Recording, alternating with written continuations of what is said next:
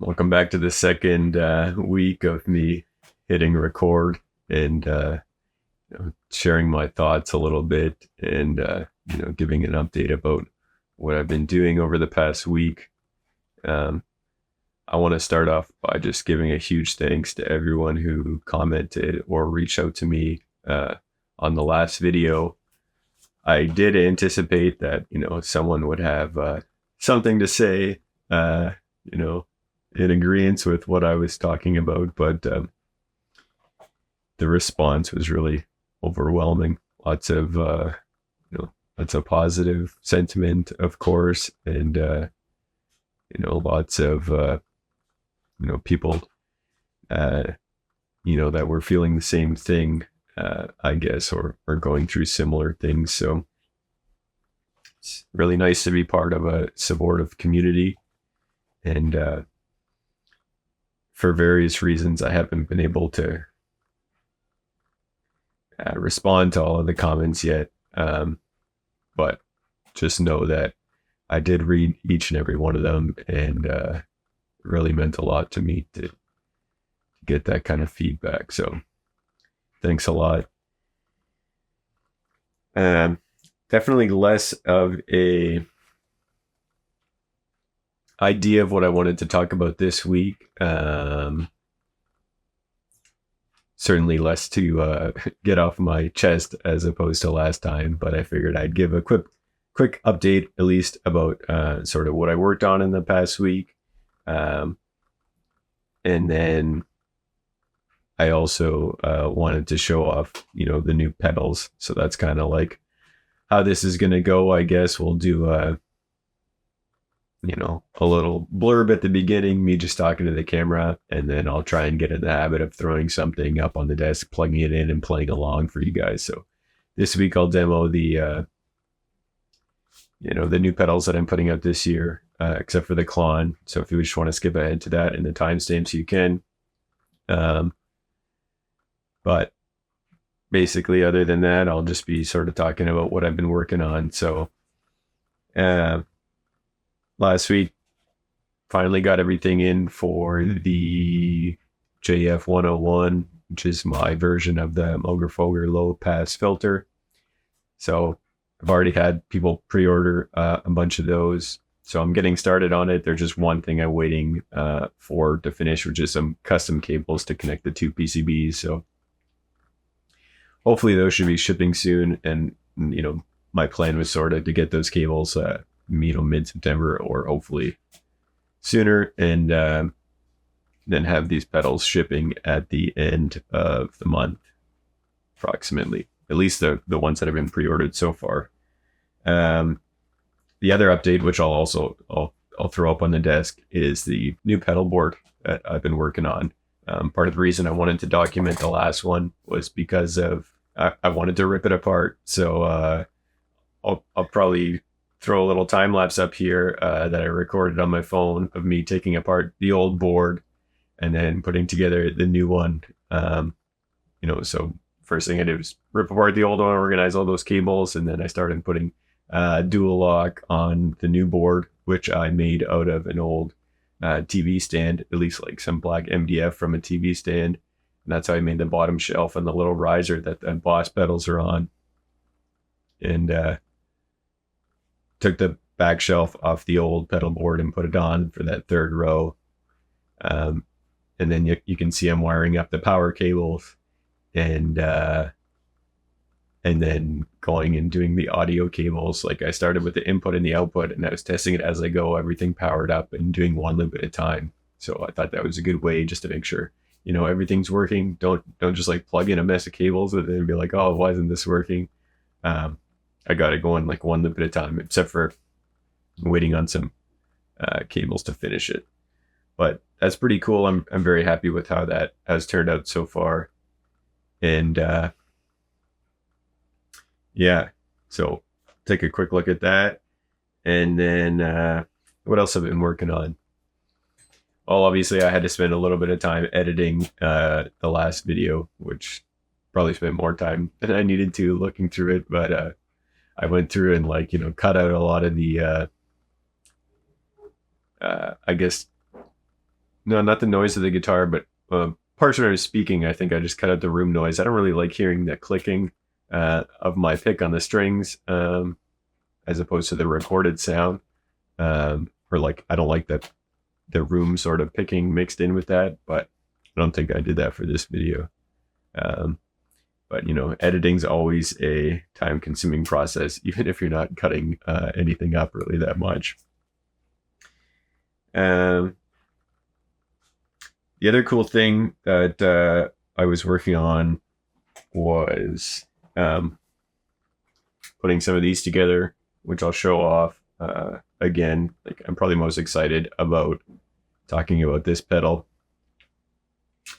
And I mentioned this last week that I was inspired by the Voidz song Curious. And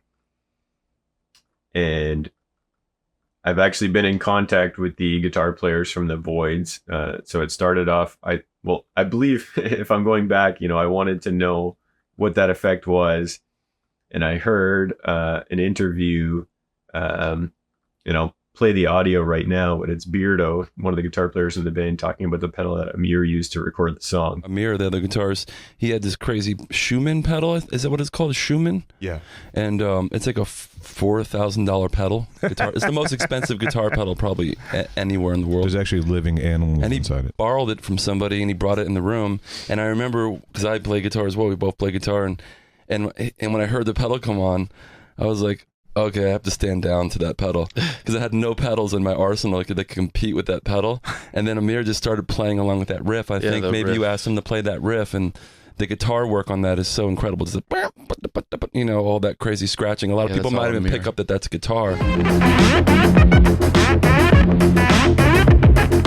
I listened to this interview and then I was like, oh, what is this pedal, this Schumann pedal? So I looked it up, and I don't know which came first, but at some point I followed him on Instagram, and Beardo had followed me back, and I'd been able to, you know, message him back and forth a little bit. And one of the things I asked him was, hey, like, is this the pedal? And I think I showed him a screenshot of it on Reverb. So that's sort of how I got started down this track. I'm like, well, I really want to make that. And so I did. And once I had one of them ready, I wanted to make some more content that's sort of Voidz related, and I haven't done that yet, but I was considering doing some guitar lessons, and I even had someone, I had Nikola Gugoski.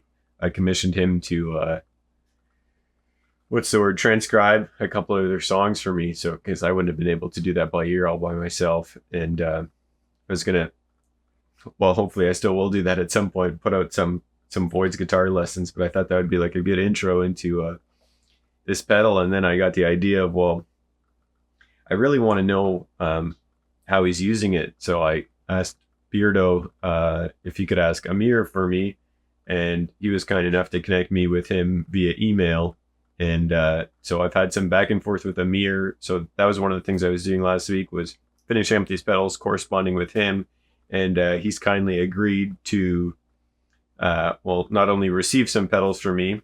So last week I sent some pedals to him for one of the prototypes of the PLL here, and as well as a phaser, which apparently he's been using in the Voidz, and he's going to try out the preamp too. And so that's really exciting for me, because I've been a huge fan of that band for a long time, and I've been a huge fan of Julian since around the time of his solo record coming out. So it's it's really exciting to just, have this sort of connection. And he was also agreed to sort of do like some kind of video lesson with me about the song. So I'm not sure how that's going to pan out yet, but I think it's cool that they were excited about the pedal. And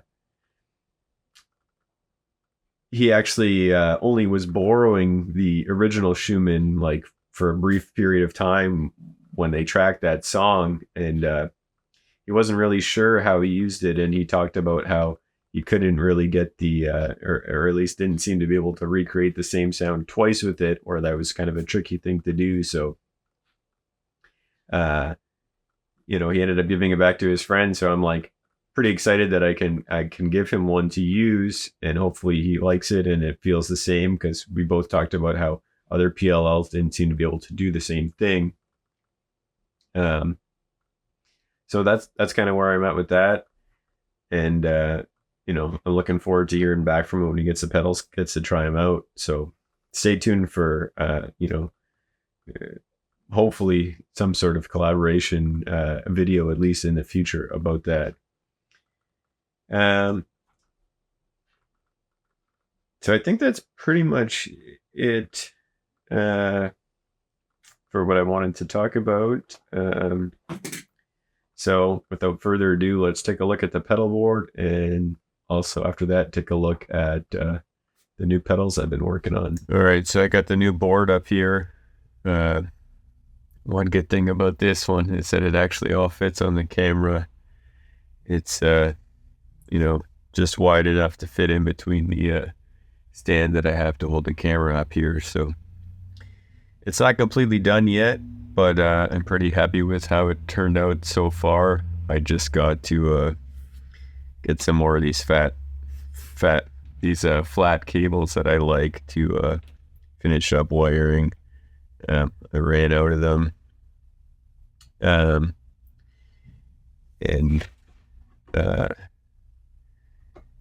there's a issue with the MIDI too that I'll get to, but yeah, I'm pretty happy with the layout. It's hard to tell from this angle, but this middle row with all the Boss pedals is on a little bit of a platform. So the bottom here and this shelf I built out of some MDF that I ripped apart an old TV stand.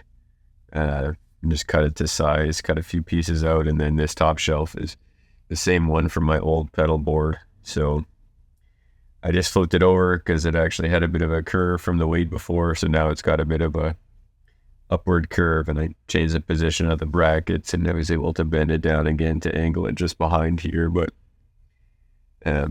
so this is kind of like a 3-tier board. The only thing you can't see is the tuner that's just to the right of the phaser here. But it's pretty much the exact same signal chain as the last one with like a few additions. And I'm probably not going to go through that now. We'll wait till I'm wired up and I could show it off, but I just thought it was pretty cool. I was happy that it's all worked out well so far. But yeah, I just need some new cables to finish it off, and then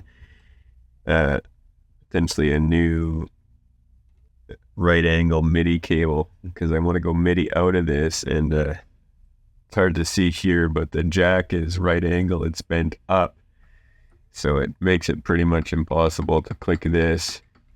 So I just need to find one that can sit to the side, and then that's going to run out with like, I'm going to try and set up something with this I got a junction box tucked underneath here, so you can plug in 2 inputs and 2 outputs on the right side. So basically, you can just connect your guitar and the cables to the amps. I don't have to worry about getting into this because I won't be able to access anything on the back. So that's really nice, and I just got to figure out how to connect MIDI through there. But for now, I have this cable coming over, and then I got a little female to female adapter on the end. So for now, that's what I'm going to use. Well, I'm going to work on getting the MIDI set up on the junction box, and then getting the rest of the cables wired up. But that's the first look. So all right, so I got the new pedals here. I'm excited to show it off for the first time, and I haven't done a real demo video yet for the phaser or the 2 new ones that are coming out, but I figure, it'll be fun to just talk about them, unscripted and, show you everything they can do. So right now I got the guitar going into the PLL, into the low-pass filter, into the 12-stage phaser, and I put the phaser last because it's got the auxiliary output. So yeah, it basically allows you to do some stereo stuff with it. right now, basically out of the right speaker, you're getting the normal phaser sound, and then out of the left speaker, you get an basically like an inverse of the filter. So whatever frequencies, are being boosted on one side, the peaks, I guess, of the filter become valleys on the other side, and valleys on the one side become peaks on the other side. So it's hard to hear it in in all settings, but I find if you I'll turn the rate up a little bit, you really hear it actually on the lower resonance. As I turn resonance up, it definitely gets more spacey on the right side.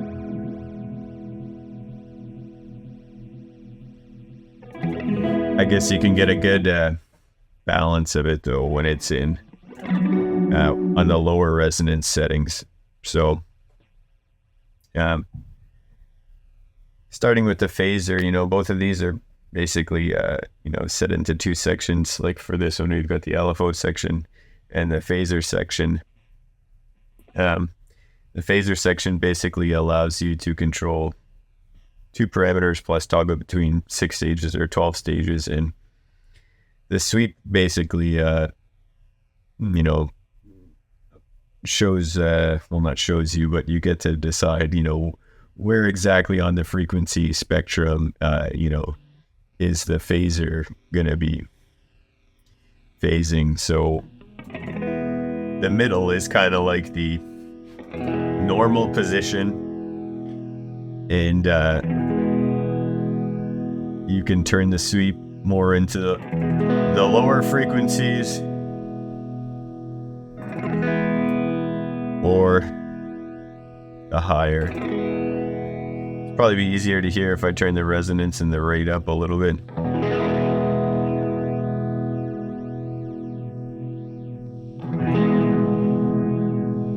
So you can hear the lower frequencies, and then putting it up into the higher frequencies.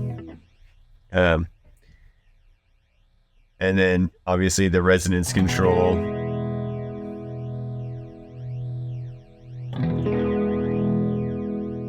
is determining the sharpness of those peaks. So the more resonant it is, the more sort of spacey it'll sound, I guess.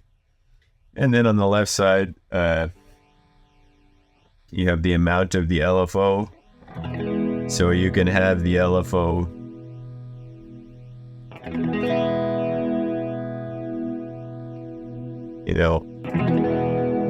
really modulating the phaser, or doing nothing at all. And you can do some pretty cool stuff if you take it off, like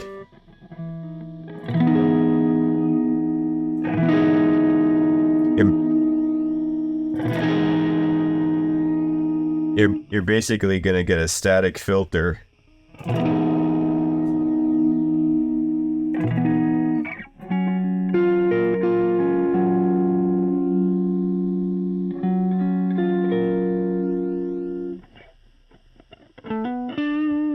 So you can have it color your tone in a certain way.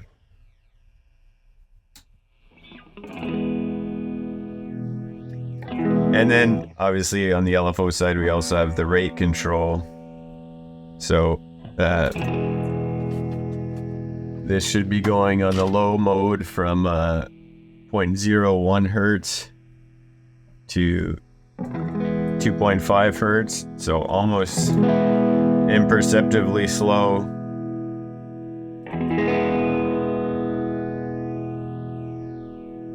To about that fast in the low mode. If we switch to the high mode, it already starts off pretty quick.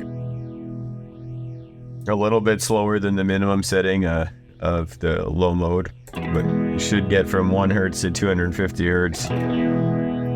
So you can get really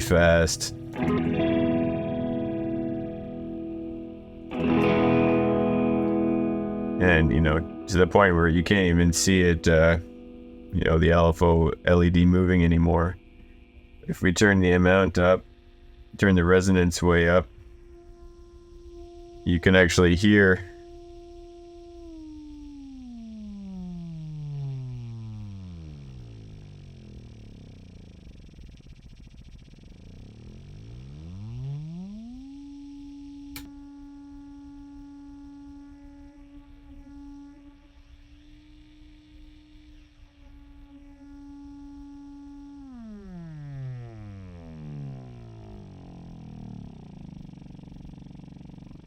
pretty cool stuff.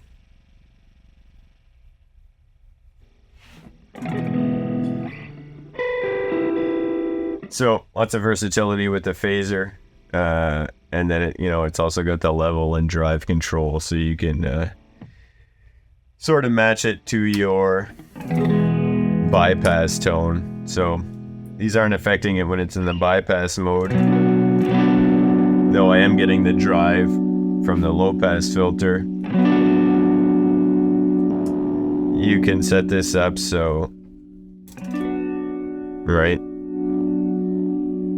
depending on if you want to drive the phaser or not, you can set that how you like it, and then use the level control to sort of match the level of your clean tone.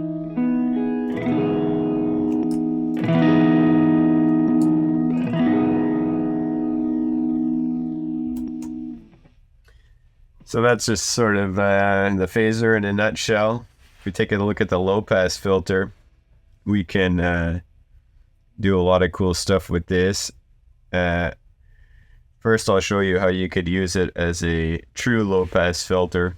So we've got the envelope control on one side, the filter control on the other side.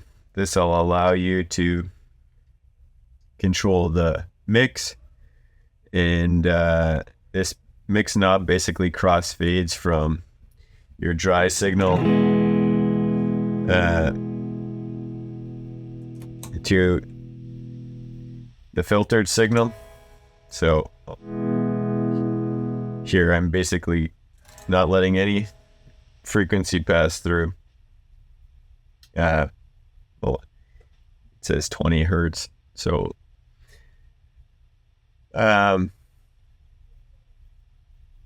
so that basically crossfades between your dry and your filtered signal, and then this will allow you to determine the amount of envelope that, how much the envelope will open the filter. We'll get into that in a second. But right now, as a low pass, a completely true low pass filter, it's not letting any frequencies through, above this cutoff frequency. So we're only getting the low.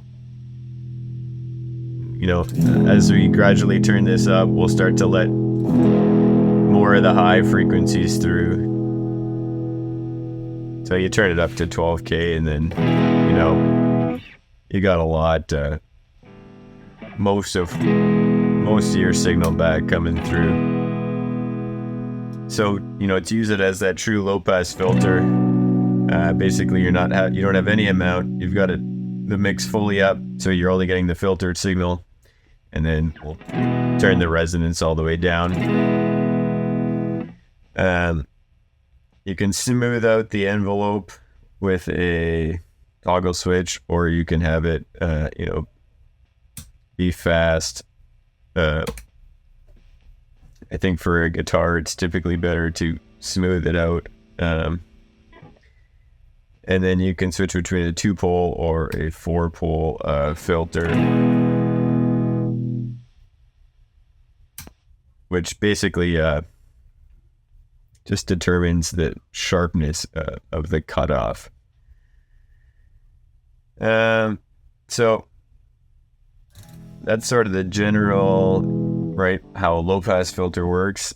And then the cool thing about this one is, just like the phaser, it's very, tweakable. So you can, if you turn the resonance up, right, that's going to introduce a little resonant peak just above that cutoff frequency. And if you turn it up to about 8 or higher, that resonant peak is going to get so high that it's actually going to produce a frequency on its own just above the cutoff frequency. So as I turn this up past 8, okay, we can hear it starting to, produce a pitch. And we can control the frequency of that pitch by adjusting the cutoff.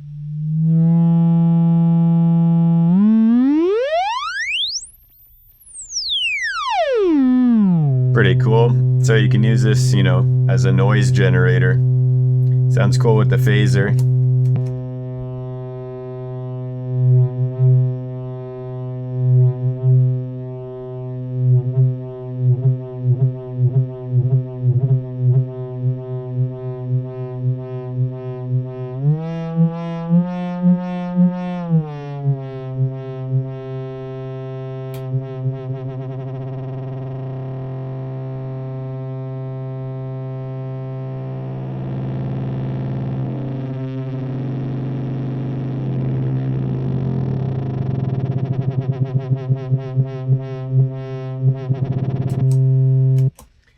So that's pretty neat, and I'll also show you what the envelope does. So we'll keep the mix all the way up, and I'm gonna turn the resonance up. I feel like between about 6 and 8 is where you get the kind of quacky vowel sound, and I'm gonna turn the envelope up a bit.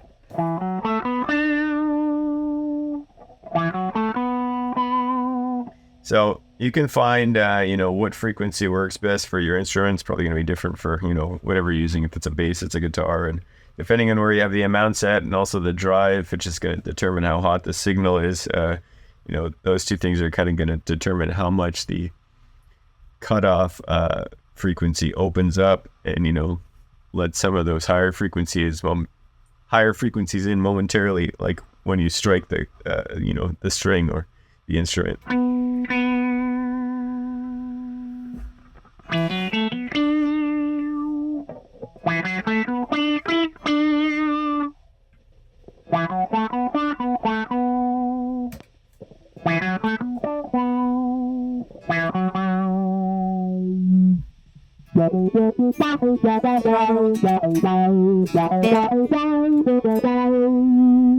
If I turn the drive up, you'll see it'll also kind of open it up more, also obviously get more distorted.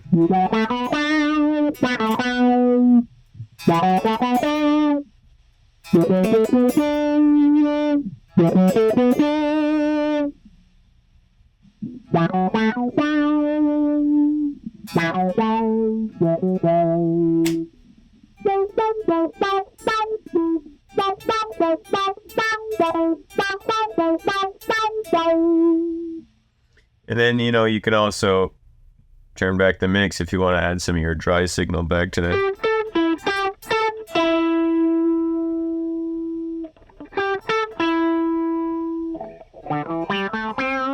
Again, fully filtered, fully dry.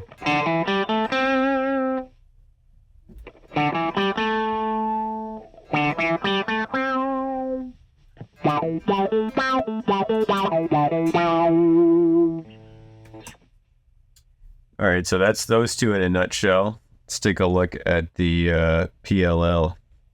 So this one is based on the Schumann PLL, and this is a pedal that was produced by a guy named John Schumann in the back of a music store in Brooklyn in the early 2000s. I don't know when he stopped making them, but I've seen them as high as 5,000, between like 2,000 and 5,000 on Reverb.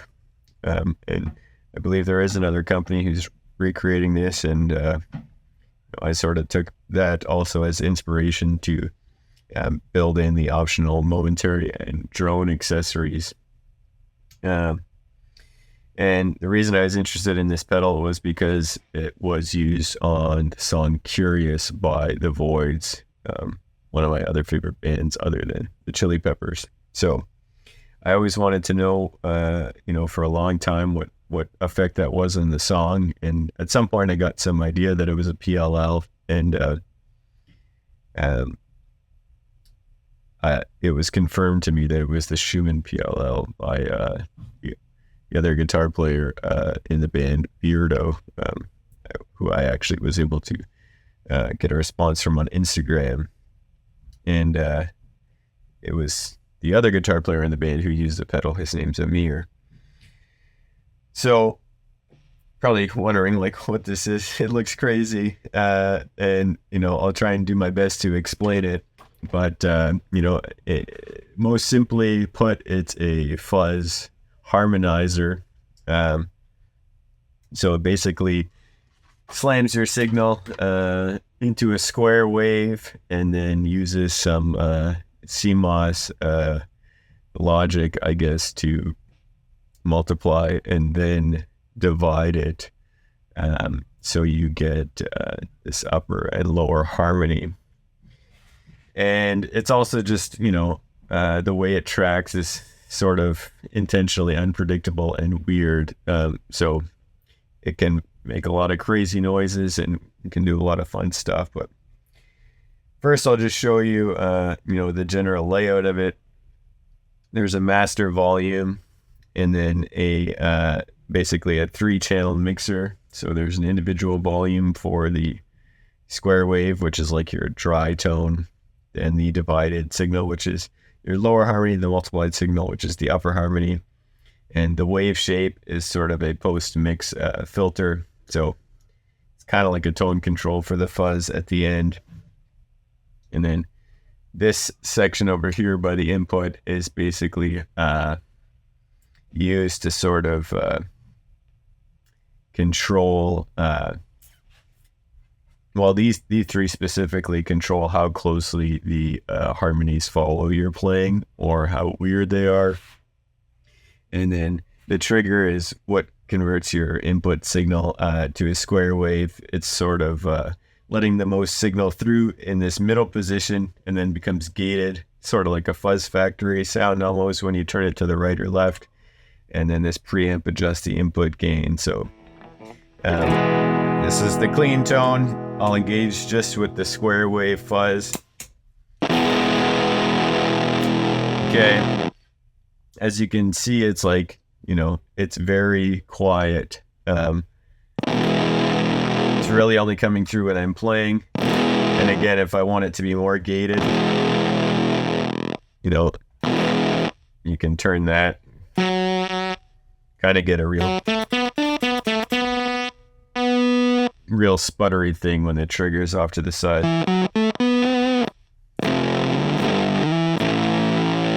So it's kind of a cool sounding fuzz. But this thing, like I said, could do some pretty crazy stuff. So we don't want to see it just fuzz. We want to see what else it can do. I think the easiest way for me to show you is to I'm going to try and I find these work relatively normal if I have the loop speed set to 1, the middle position. That's like the shortest loop. And then these kind of around the middle settings. I'm going to turn my dry signal off. Pretty much you get a little bit coming through regardless. But I'm going to turn up the multiplier, which is like the upper harmony. Right now it's set to sort of a unison setting. But you can hear already, it's got this little way that it zips off. And depending on, how we have it set to track, we can get it to do some more weird stuff like this. First, 2 ticks here, it says vibrato. It sort of, shortens the loop track. So it does some weird.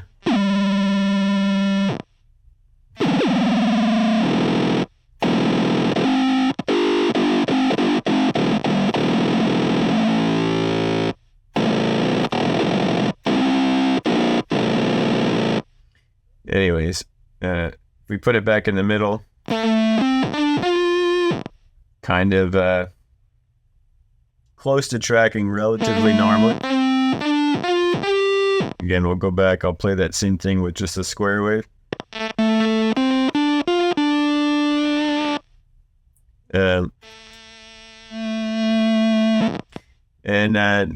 Now you can also use this back on the multiplier to select the interval. So this will be an octave up. I'll blend in some more of the dry signal.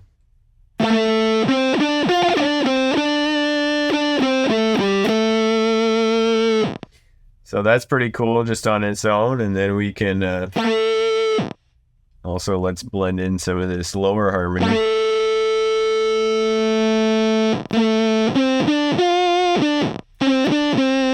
I'm going to set this to a fifth.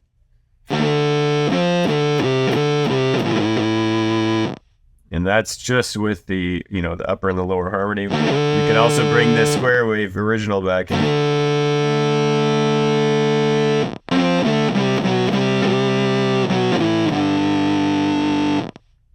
So that's pretty cool. You can, get 3 different notes out of this.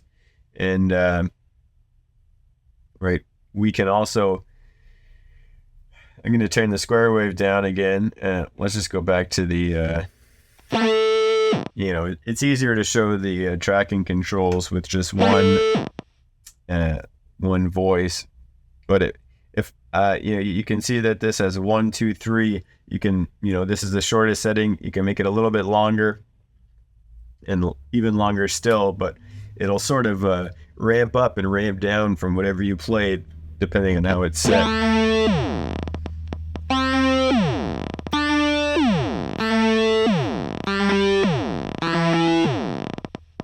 So that's super cool. Let's go to number 3. It'll be even longer. We'll have to change these settings a little bit.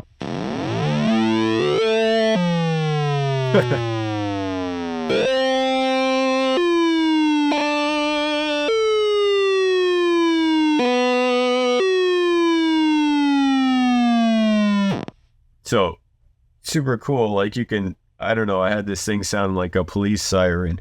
You can get all kinds of weird sounds out of it. I'm gonna go back to that longer loop. Let's add in some of the lower harmony too.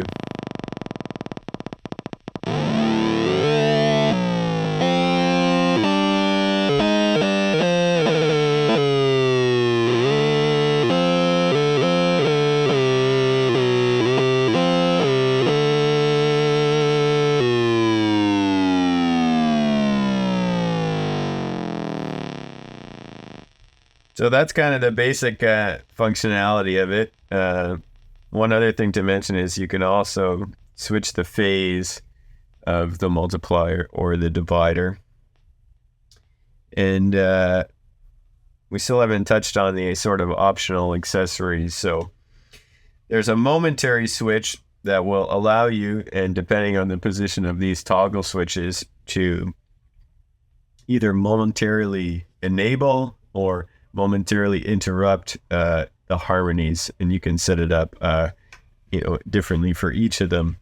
So I'm going to turn it to the enable position for the multiplier, and I'm going to turn up the square wave and the multiplier again.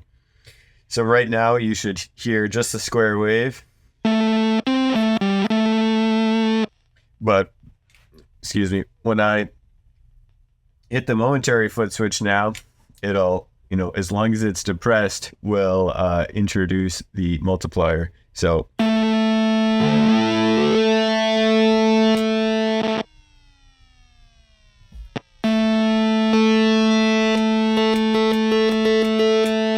and you can set it to do the opposite. You can set it to momentarily interrupt it.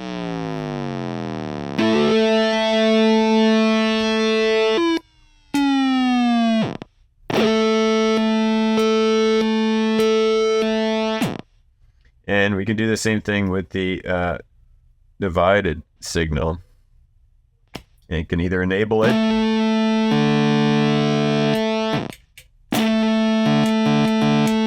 or interrupt it.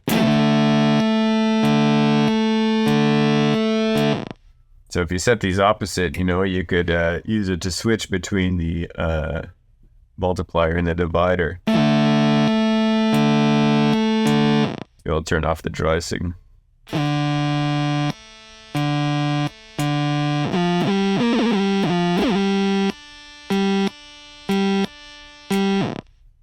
So that's pretty cool. Gives you lots of cool ways to use it. And then the other part is the drone, which uses these 4 small little pots here and these 2 toggle switches. So basically, it gives you 2 different frequencies that you can drone on. So I'm going to turn it on. Turn the volume down a little bit. As you can see, when the light's on the right side here, the pitch is controlled by knobs 3 and 4. And when this toggle switch is in the middle position, it's controlled by both of them. Or you could do just number 3. Or just number 4.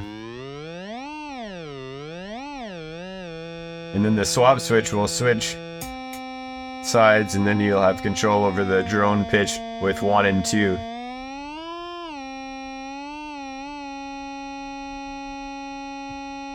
And same thing, you can either have it be just controlled by number 1, just controlled by number 2, or if you put it in the middle, it's a combination of the 2 knobs.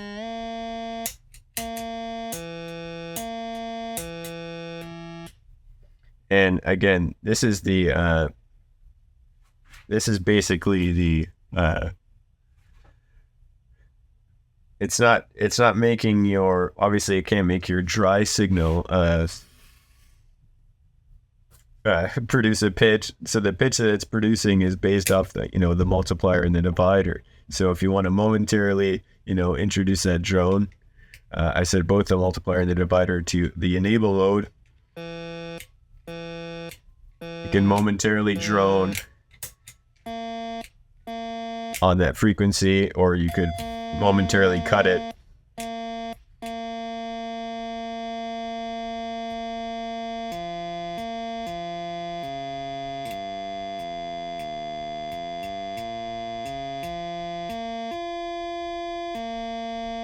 You can hear the difference when I cycle through the different intervals of the lower harmony.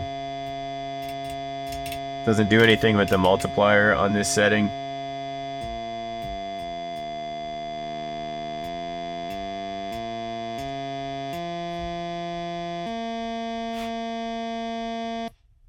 So that's pretty neat.